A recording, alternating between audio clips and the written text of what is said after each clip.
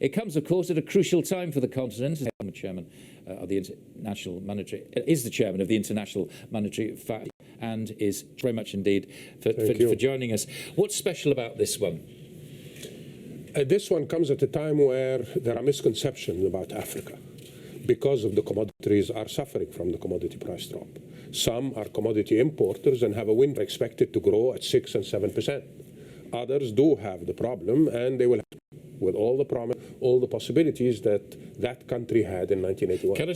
There are built-in synergy within these countries. If you expand one business, it's relatively easy into the next country and the next one and the next one. Yeah. Don't forget, there is still a tribal, be very close series of little countries, although they are. Yeah. But you should take Rwanda, Ghana, a number of important countries. But most importantly, it's not so much who is attending, but at what level. And we have heads of government, presidents that are there. People think personally, to look in their eyes and see that these are people who want to establish the rule of law, who want to fight corruption. The personal contact is essential for a successful investment in Africa. Investors clearly understand what the challenges are, being a continent being back for all the reasons we know. But so is the rest of the world. Well, indeed. The rest of the world. Okay.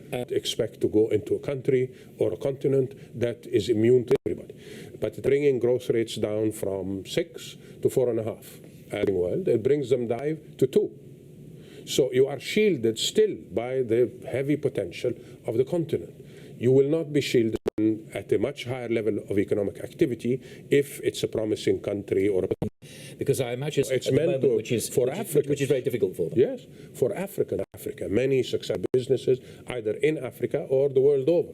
We have a number, but do not have the resources, the analytic resources, the people who will analyze the same way that they are in. Well, the more we have investors, the more they will require vehicles that address the risk attached to it. They will construct the finance that addresses the needs of the Western savers, of the pension funds, of reasonably secure paper. Indeed. I've got to ask you the eternal question now, which is about the US interest rate. May well hurt. Is that justified, do you think? Justified that they get hurt?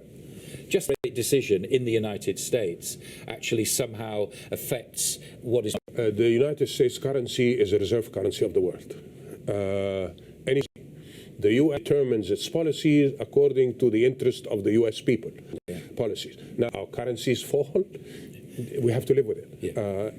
Don't worry about your people. So there's nothing we can do about it. Dr. Boutros-Ghali, I look forward to seeing you at the conference. Thank you.